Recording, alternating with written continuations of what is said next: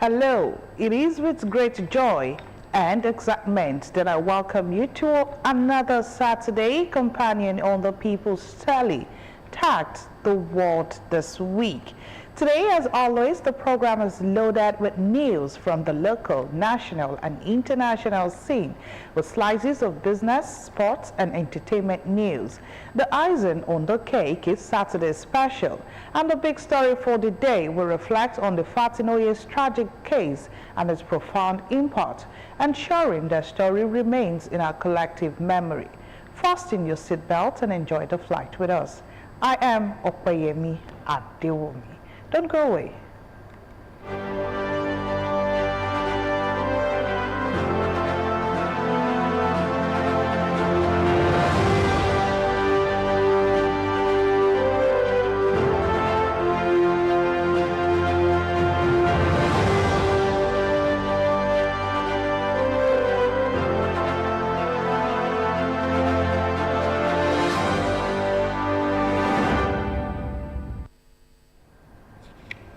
And with the words of Mike Murdoch, we'll begin the news.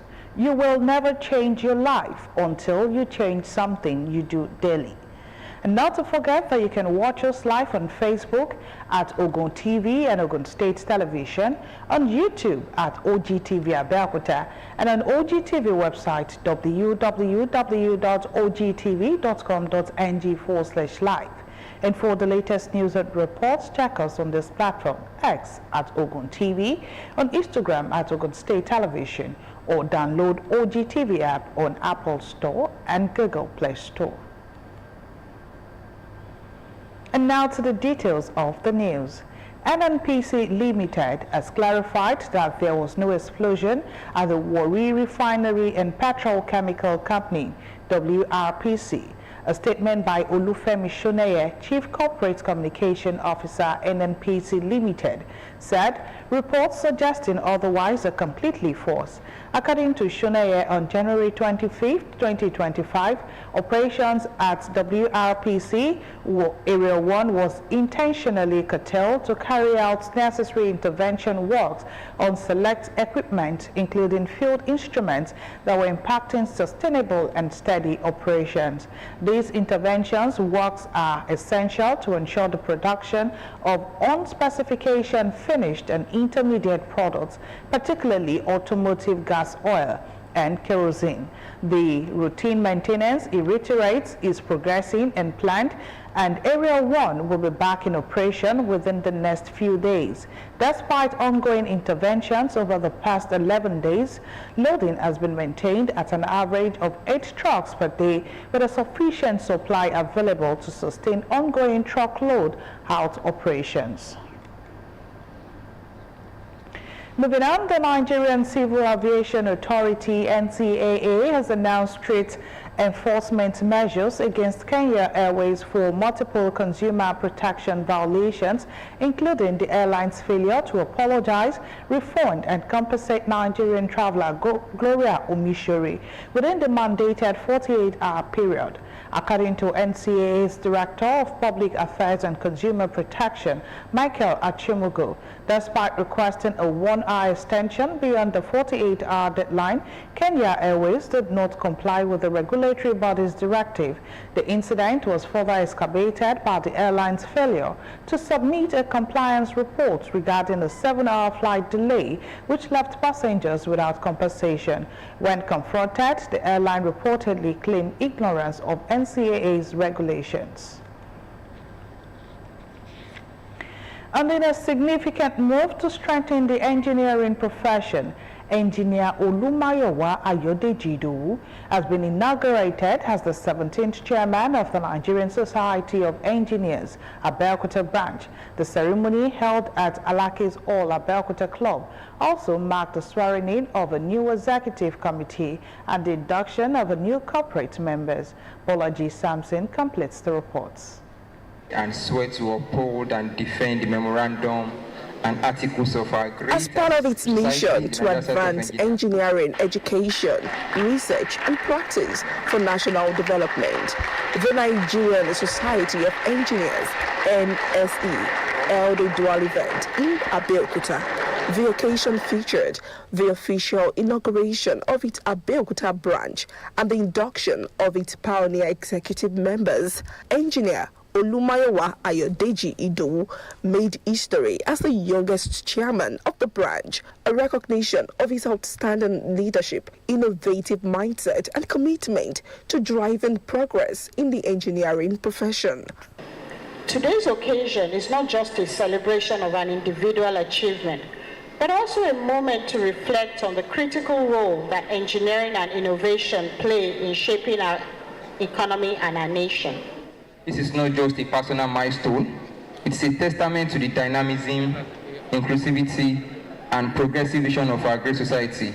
And let me also say that it is also a reminder that leadership is not about age, but about commitment, competence, and a shared passion for advancing the engineering profession. So I pledge to lead with integrity. Stakeholders at the event expressed confidence that his wealth of experience and dedication will enable him to uphold the integrity, diligence, and commitment required to lead the society effectively. But from the profile of the new chairman, it's clear that he has all the experience, all the knowledge, the network to lead our branch to success. Mayowa has been a very vibrant member of the society. Everybody, every leader of the society look forward to him to be one of the leaders one day, and today marks the beginning of the new dawn for the society. I pray for strength for them, for God wherewithal to discharge and take this society, especially that of Abeokuta branch, to a greater height. Prayers were also offered for wisdom and understanding to guide his tenure as he steers the affairs of Nigerian Society of Engineers, Abeokuta branch, towards greater achievement. Bolaji Samson, Ogtv News.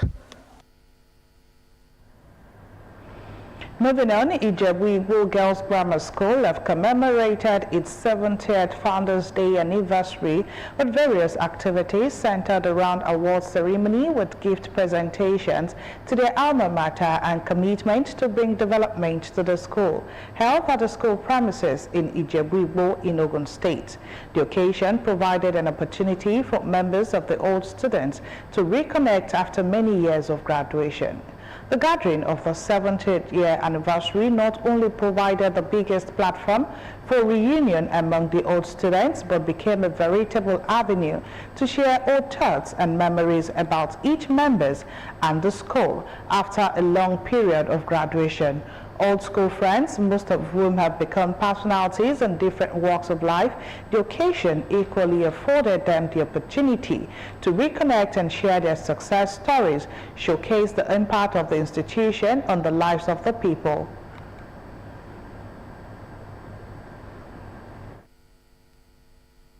Six years ago, when we started this association around, we were only about 20 people.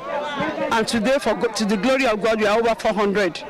At least those who are on ground, about 400 of us. And the joy also is that when the call came, the call came for girls to donate, for our ladies to donate. They came full force.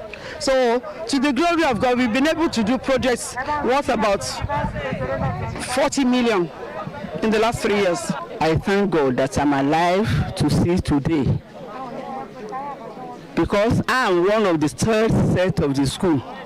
I entered this school in 1957 and left in 1962. And through the grace of God, I came back to the school to become the principal of the school for 13 years. It was ascertained that the alma mater has achieved a lot since 1955, among other achievements. The institution has also produced distinguished personalities who have excelled in various fields, and the alumni network, which includes some of the brightest brains in the country and beyond. What can be better? So I'm very, very, very happy that I'm alive and everything is okay. Has served as a beacon of learning, shaped lives of many students, and has made significant contributions to the society.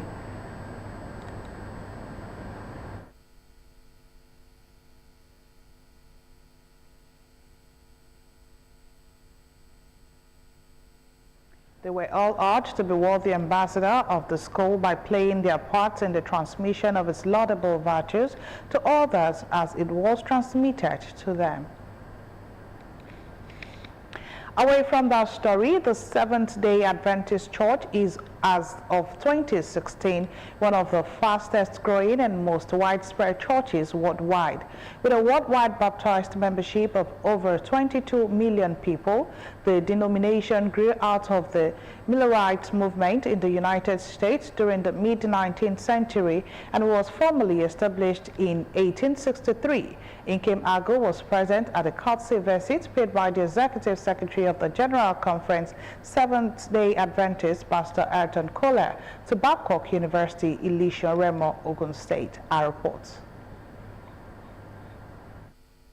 Babcock University is a private Christian co-educational Nigerian university owned and operated by the Seventh-day Adventist Church in Nigeria and integrates the totality of the Christian faith side by side with the academic program. The Christian denomination, which is distinguished by its observance of Saturday, the seventh day of the week in the Christian Gregorian and the Hebrew calendar as its Sabbath, emphasizes on the imminent second coming of Jesus Christ. Receiving the Executive Secretary of the General Conference, Seventh-day Adventist, Pastor Ayrton Kola, were church administrators, management staff, students, and members of the church.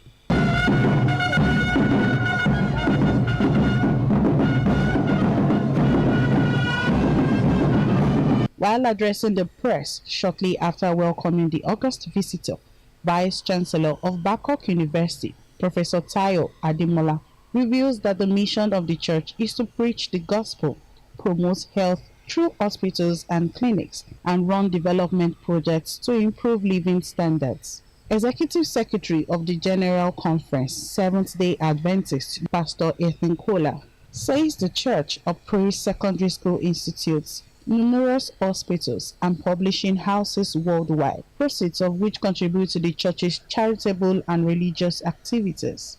It's my role to travel around the world, to understand what's happening in the front line, to talk with the leaders, to evaluate with them how can we be effective in supporting them in the challenge that they have.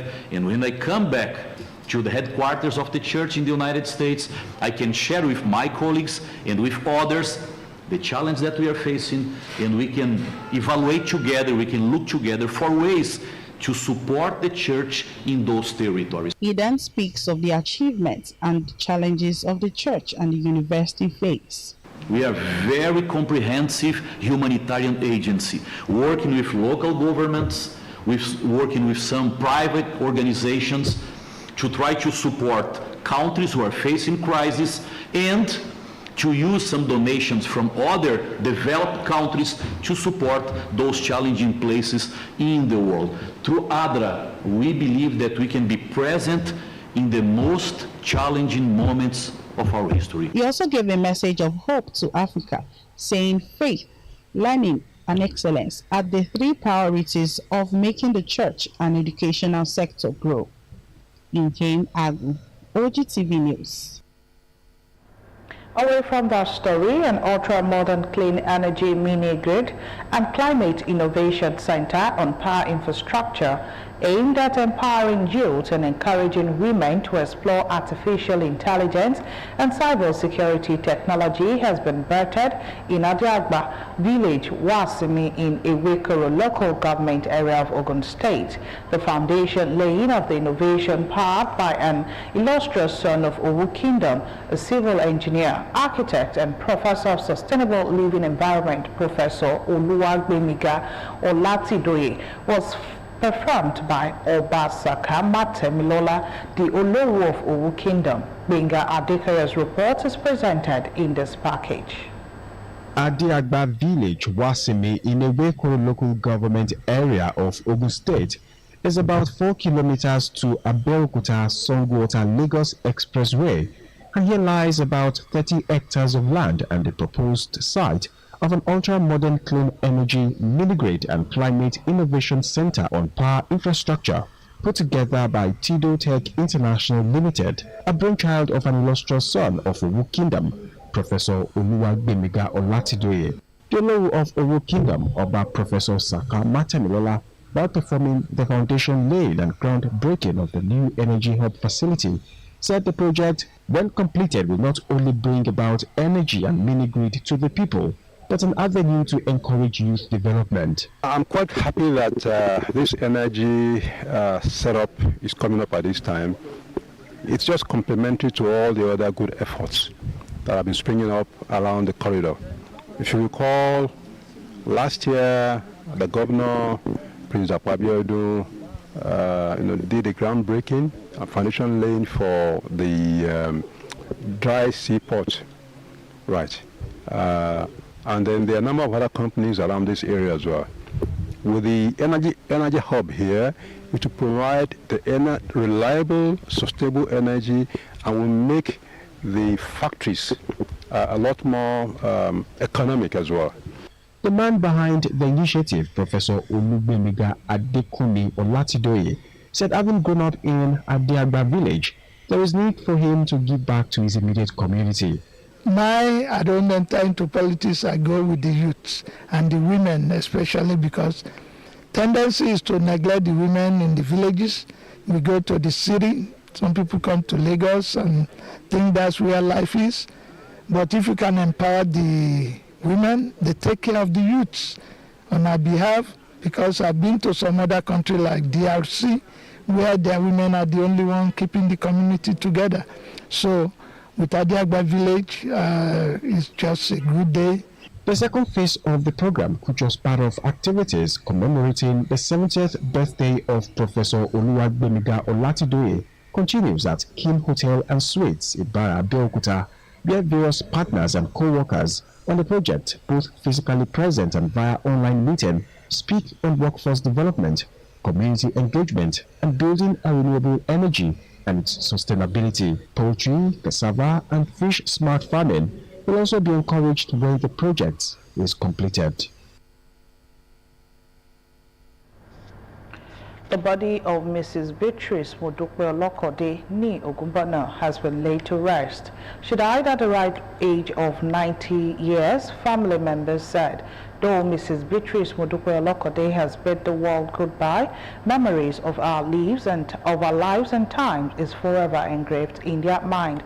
Margaret Okunlola reports. The dream of every parent is to be survived by their offspring, and not the other way around. And for the family of Olokode, rather than mourning, it was a celebration of an impactful 90 years spent on earth by their matriarch, Mrs. Beatrice Modupe Olokode Ni Ogunbono.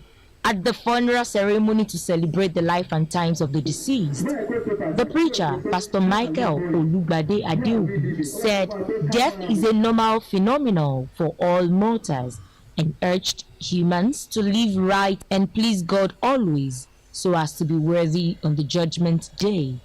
The body of the deceased was thereafter laid to rest while the family performed the dust-to-dust rites. It was time for Thanksgiving service as friends, family, colleagues, associates, dignitaries, including the Speaker, Ogun State House of Assembly, Right Honorable Ludaisi Elemide, celebrated the life and times of Mrs. Beatrice Modupe Olokode Ni Ogunbono. She had always been there for us, not only for me, but even my own siblings too. Children, grandchildren, and great-grandchildren of Mrs. Beatrice Modupe Olokode related memories of our lives and times, saying it shall forever be engraved in their minds. Over the years, I watched her help other people learn the trade that she learned, and that stayed with me. She taught me how to pray, and life of industry. She does not tell lies.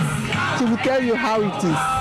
It's either for you to believe it, to take it, or you leave it. She was a very loving mother, you understand.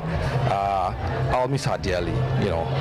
She was everything anybody could wish for in a mother. Very strong and dedicated to the Lord. He taught us a lot of things. Mama is a mother. Her strength, she was a strong woman. Very industrious. So I think that's a critical part everybody should emulate. We actually played together, so when I was young, she carried me play. Mrs. Beatrice Modupe Olokode ní Ògúnbọ́nà was born on the 15th of March 1934 in Okeitoku, Abeokuta, in Abeokuta North Local Government. She died on Sunday, November 24, 2024, 3 weeks after her 90th birthday celebration. Margaret Okunola, Ogtv News. May our soul continue to rest in peace. We now move on to the foreign scene, where Rwanda President Paul Kagame and his Congolese counterpart Felix Tshisekedi joined a summit in Tanzania on Saturday, where regional leaders called for an immediate ceasefire in the Democratic Republic of Congo.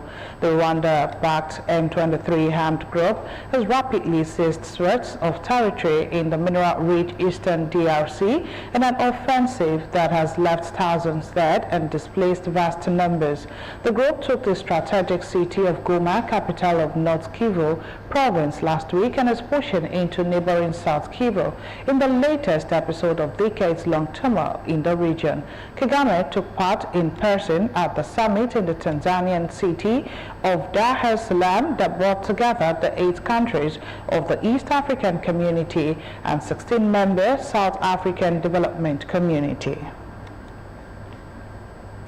Hamas militants handed over 3 Israeli hostages on Saturday as part of the 5th exchange under a fragile Gaza ceasefire, with 183 prisoners held by Israel due to be released later in the day. The swap comes after U.S. President Donald Trump proposed clearing out the Gaza Strip of its inhabitants and for the United States to take over the Palestinian territory, a plan that has sparked global uproar and has been rejected by Hamas. Jubilant crowds in Israel's commercial hub, Tel Aviv, cheered as they watched live footage of the 3 hostages flanked by masked gunmen brought on stage in their El Wala before being handed over to the International Committee of the Red Cross. The stage was festooned with a banner bearing images of destroyed Israeli armored vehicles and a dejected-looking Benjamin Netanyahu's Israel Prime Minister. U.S. President Donald Trump has said he will cut out future fundings to South Africa over allegations that it was confiscating land and treating certain classes of people badly.